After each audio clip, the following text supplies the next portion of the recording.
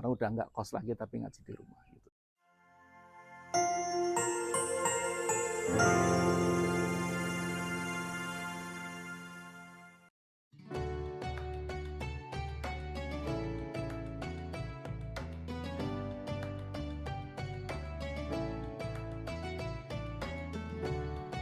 Assalamualaikum warahmatullahi wabarakatuh. Kita kembali lagi di program Ramadan. Kali ini kita ada di sesi kedua, ya. Kali ini kita kedatangan tamu dari salah satu direktur di BUMN, ya. Di sini kita sudah ada Pak Saiful. Assalamualaikum Pak Saiful. Waalaikumsalam warahmatullahi wabarakatuh. Ya, jadi barusan gimana nih perjalanan ke sini nih? Ya lumayan disambut hujan. Ya. Ini betul-betul Bogor, karena Iya, Bogor Bogor. itu kota hujan. Jadi ya setiap hari memang hujan. Ya, silahkan boleh diperkenalkan dulu Bapak Saiful. Baik, terima kasih. Assalamualaikum warahmatullahi wabarakatuh. Waalaikumsalam. Saya nama Saiful Bahri. Jadi saya tidak tahu orang tua memberi nama saya Saiful Bahri karena kebetulan saya lahir di Cilacap 19 Maret 71. Jadi Cilacap itu pinggir pantai dekat laut gitu. Jadi mungkin orang tua terinspirasi jadi memberi nama Saiful Bahri. Dari bahasa Arab ya? Dari bahasa Arab ya. Jadi saya dibesarkan sampai SMA di Cilacap, kemudian kuliah di Undip ya di Semarang. Saya tidak langsung mengambil S1 ya, karena ada kekhawatiran orang tua nggak punya duit untuk nyekolahkan. Untuk melanjutkannya. Iya, jadi akhirnya saya ngambil D3. Jadi dari dulu. D3. Nah, dari D3 kemudian itu pun juga dengan terseok-seok, dan sambil mengambil kuliah D3 saya juga ikut bimbingan kiroati, metode pengajaran kiroati sampai dapat syahadah. Akhirnya dari situ saya bisa ngajar TPQ. Nah, itu di Halmahera. Ya lumayan lah ngajar di TPQ. Semarang itu ya, di Semarang, Pak? di Masjid Halmahera. Nah, itu jadi kuliah sambil ngajar. Nah, setelah selesai D3 kemudian tidak langsung S1, tapi kerja dulu. Karena mengharapkan dari orang tua juga tidak mungkin, karena saya 5 bersaudara, sekolah semua gitu. Kakak saya tentara itu siap untuk membiayai, tapi mendadak punya pacar. Wah, terus diembargo. Jadi nggak ngirimi lagi. Wah, ini yang berat. Jadi full sorry ya, ini saya begini bukan. Jadi akhirnya kita berjuang keras supaya bisa melanjutkan sekolah sampai selesai. Nah, akhirnya setelah selesai, ketika sedang ngajar, saya diminta untuk menggantikan teman saya yang kerja di sebuah penerbitan di Semarang. Nah, akhirnya saya dilematis ini mau ngajar atau mau kerja. Tapi alhamdulillah selama hampir setahun itu bisa dua-duanya. Gitu, jadi kerja, pulang sore ngajar TPQ. Atau pagi 6:30 sebelum berangkat ngajar TPQ dulu, baru kerja. Kira-kira begitulah rutinitasnya. Sampai akhirnya yaitu menikah, kemudian akhirnya ngajinya di rumah karena udah nggak kos lagi tapi ngaji di rumah gitu. Jadi itu pengalaman ketika dulu sekolah. Nah, selanjutnya setelah sekian lama kerja di Semarang, pengennya pindah. Waktu itu ditarik di sebuah perusahaan penerbitan juga di Jakarta, namanya Ganesha Eksak. Mungkin kenal ya Ganesha Eksak. Nah, di situ kemudian pindah, kemudian 2010 saya masuk BUMN. Nah, ketika saya di Semarang saya sempat kerja sambil meneruskan S1. Nah, jadi ketika saya pindah ke Jakarta tahun 2002 itu swasta, kemudian 2010 baru masuk BUMN. Nah, disitulah merasa ini kalau direktur BUMN kok S1 itu kayaknya nggak pantas gitu. Akhirnya sekolah S2 di IPB gitu. Nah, setelah itu hampir 7 tahun di Balai Pustaka, saya sampai menjadi direktur utama, dipindahlah ke BUMN yang lebih besar, yaitu Perum Peruri. Nah, saya juga pemikirannya begitu, ini pegang perusahaan besar, cuma S2 itu kurang. Gitu. Saya akhirnya pas COVID kemarin, saya ambil S3, dan akhirnya alhamdulillah COVID selesai, kuliah saya juga selesai. Gitu. Jadi itu kuliah yang ideal, karena kuliahnya online, wisudanya offline. Wah, itu kan keren kan, jarang. Iya, betul. Alhamdulillah udah selesai dan sekarang sudah normal kembali. Jadi ya banyak sekali hal yang kita dapatkan dari pendidikan dan juga dari pekerjaan. Itu sih saya kira secara singkatnya. Jadi dari cerita tadi Pak Saiful di dalam kehidupan ini, kira-kira setelah mendapatkan apa yang dulunya pernah dicita-citakan nih, itu dulu itu seperti berangan-angan ingin apa sih ketika nanti kalau sudah menjadi mungkin orang yang sudah berkecukupan dan lain sebagainya kayak gitu. Iya, sebenarnya apa yang saya raih sekarang itu jauh dari mimpi saya gitu. Saya dulu hanya sederhana aja, yaitu khairunas anfa'uhum linnas. Jadi ingin menjadi orang yang memberikan manfaat apapun ya, dimanapun. Ya kalau misalkan dulu neruskan jadi guru ngaji bermanfaat, ya itulah gitu. Karena memang ya itu apa ya, sangat menarik gitu menjadi guru. Atau menjadi seorang profesional seperti sekarang itu juga menarik. Tapi setidak-tidaknya di posisi itu pun saya merasa saya bisa memberikan kontribusi, memberikan manfaat. Gitu. Jadi kebetulan apa yang mungkin dulu saya lakukan ketika kuliah ngajar ngaji itu memang karena saya dapat amanah dulu dari Pak Kiai Dahlan Salim Sarkasi untuk diberikan amanah untuk mengajarkan Al-Quran dengan metode qiraati. Jadi itu walaupun saya sudah kerja sampai ke sana kemari, tetap saya upayakan untuk bisa ngajar. Jadi kalau misalkan saya dinas luar kota atau ke luar negeri, saya mengupayakan supaya hari Sabtu sudah sampai di rumah, sehingga hari Ahad pagi saya bisa ngajar anak-anak, ngajar ngaji anak. Tapi makin lama makin intens gitu. Jadi akhirnya mungkin sekarang saya tidak ngurusi anak-anak lagi, tapi ngurusi guru-guru ngaji. Ya itu yang sekarang itu. Jadi memang lebih mimpi saya itu bagaimana nanti dimanapun bisa memberikan manfaat lah gitu. Kalau dari sisi dulu ngajar anak-anaknya emang passionnya di situ dan itu lanjut, ya nggak apa-apa. Berarti itu memang memberikan manfaat. Atau di profesional seperti sekarang menjadi apa itu direktur, namanya di Peruri itu direktur Currency and Security Solution.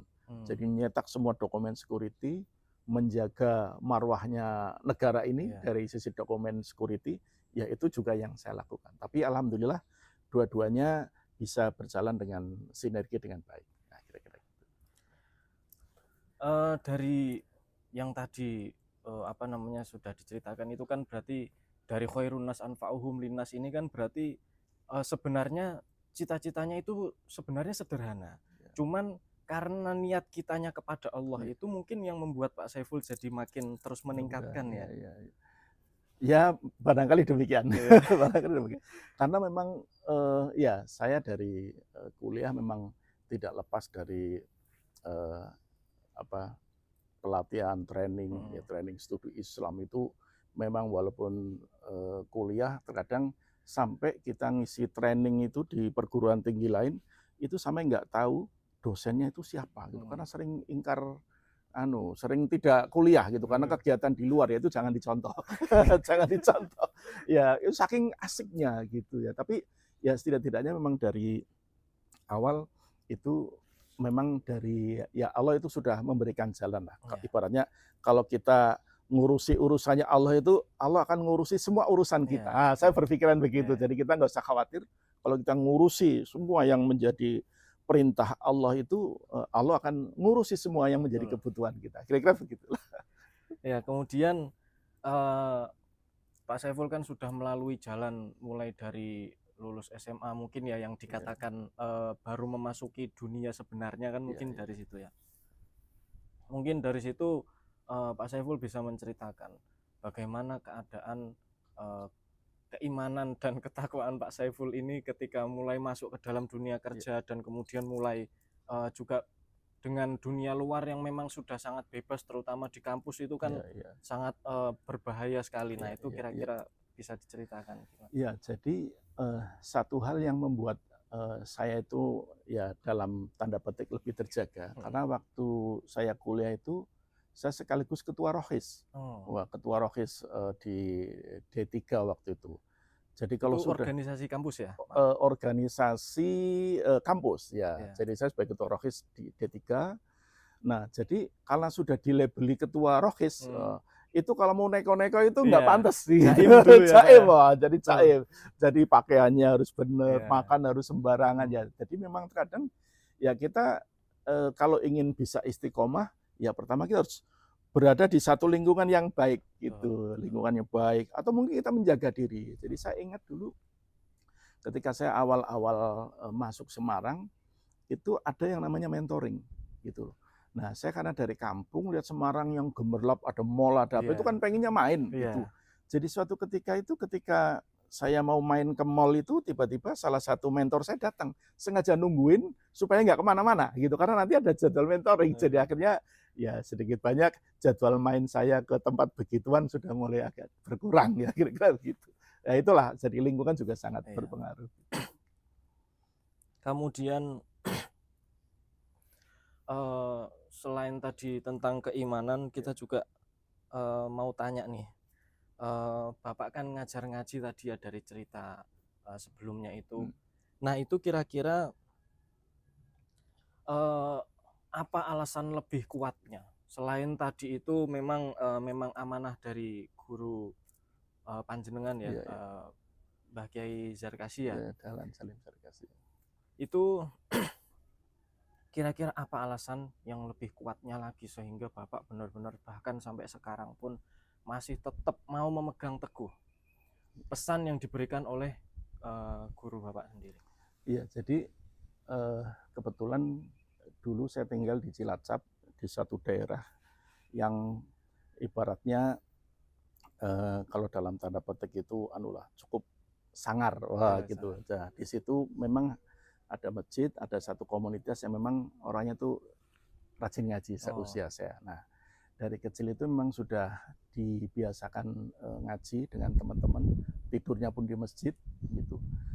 Nah, pada saat itu pun ketika SMA itu sudah disuruh ngajar ngaji gitu. Jadi di tempat saya itu di Cilacap, kalau sudah ngaji Quran atau udah ngaji kitab ya, saya waktu itu sudah Quran udah selesai, udah ngaji kitab kitab fikih yang pertama itu. Nah, itu udah langsung disuruh ngajari Quran. Jadi itu udah ngajari anak, udah kayak jadi habit gitu. Jadi habit. Nah, habit itulah yang saya kira agak susah untuk dihilangkan. Kayaknya rasanya ada yang kurang. Kalau tidak melakukan sesuatu kepada anak-anak gitu, sampai melihat anak sampai nggak bisa baca Quran gitu. Jadi kalau bahasa sekarang itu kalau kita punya satu mimpi yang besar itu harus dimulai dari yang kecil. Jadi think big, start small, act right now. Jadi kita harus bermimpi besar, dimulai dari yang kecil dan dimulai dari sekarang. Nah, kira-kira begitu. Jadi nggak usah ditunda-tunda. Nah, itu yang saya kira sampai sekarang ini terus melekat gitu. Jadi ada rasa cemas, khawatir itu kalau sampai ada orang atau anak nggak bisa ngaji gitu. Nah, saya juga tidak hanya ngajar anak-anak waktu itu, termasuk ketika saya sudah kerja itu ngajar bapak-bapak.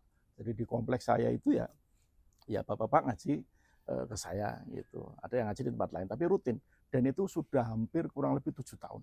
Itu sampai akhirnya pada lulus, sampai selesai pindah kerja ya sudah akhirnya selesai gitu. Ya kira-kira gitu. Oke. Berarti kan tadi dari yang bisa kita ambil bahwa memang segala sesuatu itu memang harus segera dimulai gitu ya Pak. Betul. Kemudian kira-kira nih dari Bapak sendiri, dari kehidupan yang sudah Bapak jalani, sekarang kan Bapak kan di dalam instansi pemerintah, kemudian di satu sisi juga Bapak ini berjalan di jalan ya ibaratnya di jalan Allah lah seperti itu, karena mengajar ngaji. Di situ dari kedua dunia ini kira-kira mana yang menurut Pak Saiful lebih enjoy dan lebih asik? Iya, jadi saya melihat bahwa kedua hal itu penting ya. Jadi itu sebagai umat Islam itu harus memiliki dua modal itu. Jadi modal ilmu agama, ya, punya aktivitas, punya tanggung jawab moral, ya.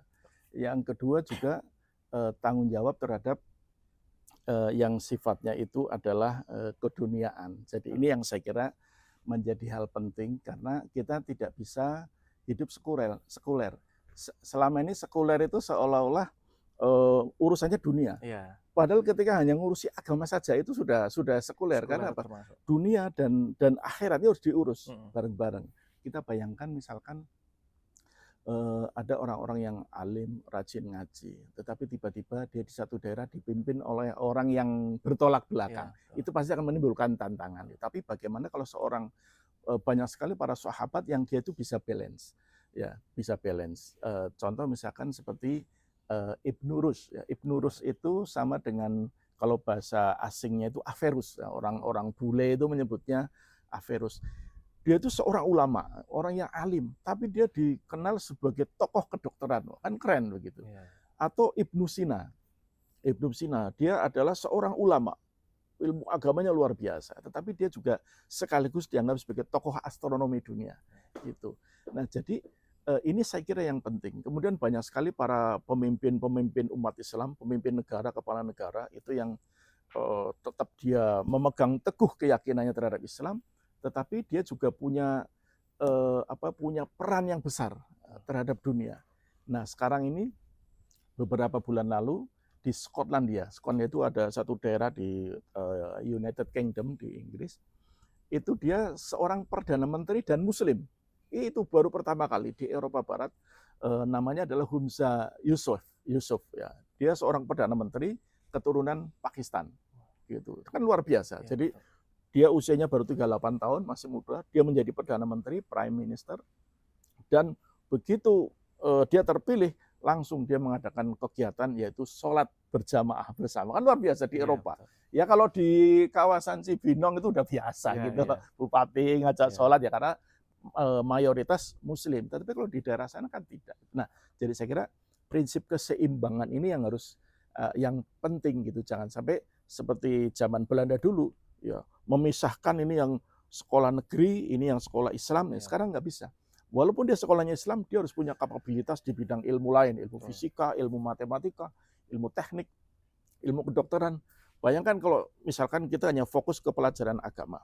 Itu kalau tiba-tiba nanti misalkan ada seorang wanita mau melahirkan, dokternya laki-laki. Wah, itu kan problem. Ya walaupun darurat bisa aja, tetapi kan kita harus ikhtiar gitu loh bahwa itu semua harus dilaksanakan. Makanya walaupun dia santri, tapi dia juga bidan. Santri, dokter, wah itu keren. Santri, presiden, wah keren kan. Nah, kira-kira gitulah. Nah, untuk dari mengatur itu kan tadi kan bahwa kita ini kan mempunyai dua dunia yang berbeda nih misalkan. Karena kan memang ya memang ada dalam suatu ayat juga memang dijelaskan di situ bahwa kamu itu selain mengejar akhirat itu dunianya juga harus kepegang gitu ya Pak ya. Nah kemudian dari situ, nah ini yang mau saya tanyakan, bagaimana cara mengaturnya ini ketika bekerja ataupun ketika ada di rumah atau bagaimana? Ya memang manajemen waktu ini memang perlu perlu kecermatan, perlu effort ya karena memang waktu kita sama-sama 24 jam, ya, betul. Tapi terkadang urusannya itu ya ada yang hanya satu urusan, ada yang sampai 100 urusan. Jadi memang ya kita harus bisa mengoptimalkan di mana waktu-waktu luang itu. Jadi dengan banyaknya aktivitas, di samping aktivitas di kantor juga kita harus mau tidak mau harus mengurangi waktu pribadi me time kita. Kalau bahasa sekarang ya me time kita otomatis berkurang gitu. Kalau yang lain kan mungkin hari Sabtu, hari Ahad udah piknik kemana-mana, kita nggak bisa gitu. Atau mungkin malam yang udah santai-santai, terkadang kita masih harus ngurusi bagaimana nih anak-anak ujiannya udah bisa atau belum, udah sampai di mana, jangan sampai nanti tidak lulus. Kita memikirkan itu. Bahkan terkadang ketika saya sedang dinas ke luar negeri, itu terkadang saya mengerjakan pekerjaan mempersiapkan anak-anak. Kebetulan saya amanah sekretaris Qiroati di Bogor, jadi saya mempersiapkan instrumen penilaian itu di Swiss gitu. Orang mungkin nggak ada yang tahu bahwa saya itu lagi di Swiss gitu loh. Begitu minta Sherlock, saya Sherlock baru kaget, ternyata di situ. Jadi ya itu di sela-sela itu, karena kebetulan kalau pas di luar negeri beda waktunya kan sampai 6 jam. Itu 6 jam itu, jadi di sini itu mengisalkan siang, di sana itu terkadang masih pagi, masih waktunya luang lah gitu. Jadi saya kira ini yang saya lakukan. Jadi bagaimana memanage waktu itu adalah ya mau tidak mau dengan banyaknya kegiatan di luar pekerjaan kantor, otomatis harus mengurangi jadwal yang mungkin sebenarnya bisa untuk pribadi, tetapi ya itu sebagai sebuah konsekuensi dan komitmen sebuah perjuangan ya begitu. Nah itu tadi kita udah berbicara banyak ini tentang bagaimana tentang pendapat Pak Saiful ya. Kemudian sekarang kita sedikit beralih tentang bagaimana di sini kan pondok pesantren ya Pak ya. Di sini pondok pesantren, kemudian di sini anak-anaknya menghafalkan Al-Quran. Kemudian di sini juga anak-anaknya itu mereka sudah disiapkan untuk berbahasa Arab dan berbahasa Inggris. Dan mereka juga di sini diajarkan kitab dan juga pendidikannya pastinya ada gitu. Nah, kira-kira menurut Pak Saiful dari cerita Bapak tadi dengan program yang ada di sini, kira-kira untuk dalam ketika nanti masuk ke dalam dunia pekerjaan atau mungkin di setelah selesainya pendidikan di pondok, kira-kira apakah yang masih kurang atau yang perlu dipersiapkan? Iya, jadi ketika sebuah pesantren tahfidz dia mempersiapkan outputnya itu menjadi seorang hufat, kemudian dia mempunyai pendalaman agama yang cukup baik ya dibanding yang lain, saya kira ini menjadi sebuah modal dasar. Jadi jangan kemudian itu semua modalnya hanya itu. Enggak, itu modal dasar. Modal dasar untuk apa? Untuk tadi itu khairunas anfa'uhum linnas. Karena apa? Pertama, kita menghadapi problem itu adalah problem dekadensi moral. Jadi kita masih butuh orang-orang yang bisa menjadi rujukan ya bagi masyarakat. Ya, jadi bisa dibayangkan kalau misalkan di satu daerah itu tidak ada orang yang alim, tidak ada orang yang bisa dijadikan rujukan, itu kita bisa bayangkan apa yang terjadi. Gitu. Nah, kita tidak ingin ada satu masyarakat di situ menjadi daerah yang sangat tinggi tingkat kriminalitasnya atau tingkat kemaksiatannya. Lah itu saya kira perlu dijaga oleh mereka. Namun demikian, itu saya kira tidak cukup hanya itu, karena kebutuhan kita ke depan, ya, kebutuhan bangsa ini ke depan. Saya kira tidak sekedar orang yang punya kemampuan agama, tetapi juga yang lain-lain. Seperti misalnya kita akan membangun sebuah pesantren. Nah, pesantren yang kita bangun, saya kira ya pertama tentu dibutuhkan orang-orang yang memang punya pemahaman yang sangat baik dalam bidang ilmu agama, tetapi juga di sisi lain bagaimana supaya nanti sistem atau metode belajarnya itu mampu mempersiapkan anak-anak didik, santri itu bisa hidup di tengah masyarakat. Nah, lingkungan masyarakat yang kita hadapi itu kan tidak hanya sebatas bagaimana nanti dia itu bisa mengajar ngaji dan sebagainya, tapi sekaligus juga memberdayakan ekonomi, memberdayakan masyarakat. Itu sehingga masyarakat itu bisa tumbuh tanpa kehilangan keimanannya. Itu yang penting. Gitu. Jadi menurut saya memang pesantren tahfidz outputnya adalah agar dia bisa menjadi penggerak di masyarakat. Nah, untuk menjadi penggerak itu modal dasarnya adalah mungkin pemahaman dia tentang Quran, keilmuan Al-Quran dan juga yang lain-lain, tapi juga ilmu-ilmu yang lain, ilmu bercocok tanam itu juga penting. Para ulama-ulama dulu itu kan dia tidak sekedar ngajar ngaji, dia punya kebun, ya punya pertanian, berdagang. Ya seperti Kiai Dahlan Salim Sarkasi, ya yang menemukan qiraati, beliau itu berdagang. Gitu. Jadi berdagang itulah beliau bisa memahami situasi yang berada di masyarakat. Gitu. Jadi menurut saya kesimpulannya adalah pesantren tahfidz itu anggapnya outputnya itu adalah sebagai sebuah modal dasar, gitu. Yang sebenarnya seorang santri adalah standar minimalnya dia santri, gitu. Bukan santri itu menjadi tujuan, gitu. Tuh santri terus ngapain? Itu kan kita bingung. Tapi setidaknya dia seorang pemimpin daerah, dia santri. Banyak sekarang pemimpin daerah yang santri. Kemudian dia seorang ekonom, itu juga santri, ya seperti walaupun mualaf, mualaf. Safi Antonio dia mualaf, gitu. Tapi dia punya luar biasa, gitu. Dia punya pendidikan, pemahaman tentang ekonomi Islamnya cukup baik. Nah, ini yang saya kira dibutuhkan. Jadi Islam tidak dibingkai dalam sesuatu yang sempit, tapi Islam itu dibingkai dengan sesuatu yang besar, yaitu agar Islam bisa memberikan rahmat bagi semesta alam. Itu saya kira yang penting. Berarti jangan sampai kita dalam berpikiran itu kita hanya selesai pada saat kita sudah merasa memiliki tujuan itu. Iya. Jadi kita berarti ya tetap harus mengupgrade terus begitu ya Pak. Betul, betul. Ada satu cerita, jadi teman saya itu dia punya concern terhadap para hufat gitu. Nah, jadi dia ingin mendirikan sebuah pesantren yang nanti outputnya adalah di samping dia hafal Quran, pemahaman ilmu agamanya bagus, tapi dia punya inilah networking yang luas, kemudian lebih bermanfaat bagi masyarakat. Nah, dia suatu ketika dia melakukan perjalanan dari Malang ke Surabaya. Nah, di tengah jalan tuh haus gitu. Akhirnya ada orang jual es kelapa muda. Gitu.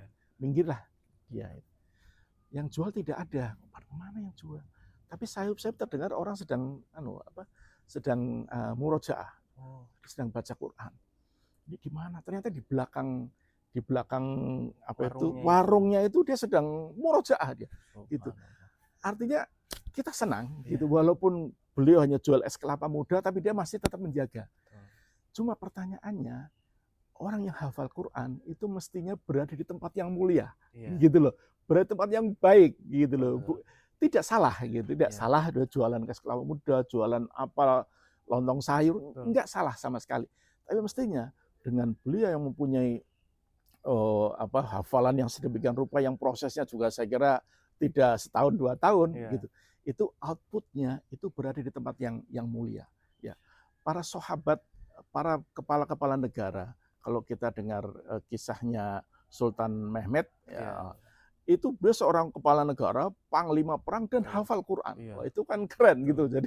Jadi bukan kemudian terus setelah sudah menjadi menjadi hufat terus bingung mau ngapain gitu. Harusnya begitu menjadi hufat sudah punya satu mimpi, sudah punya dream. Saya harus do something, harus melakukan sesuatu. Karena apa? Itulah kita sudah melakukan sesuatu di jalan Allah dengan benar, maka insya Allah Allah itu akan mengurus semua urusan kita. Kira-kira begitu. Baik. Terima kasih, mungkin waktunya kita sudah terlalu lama ya. Karena sebenarnya asik, saya sebenarnya itu masih tertarik ini dengan cerita-cerita dari Pak Saiful. Karena sejujurnya saya tertarik dari cerita bagaimana dulu kira-kira sih Pak Saiful gitu. Karena kan saya juga sebenarnya ada termotivasi sedikit Pak. Jadi pas kan saya kan dulu ikut qiraat pertama itu kan yang pas di Sukabumi itu. Kemudian saya kenalan dengan Mas Toro, kemudian dan lain sebagainya. Itu pertama kali saya di situ.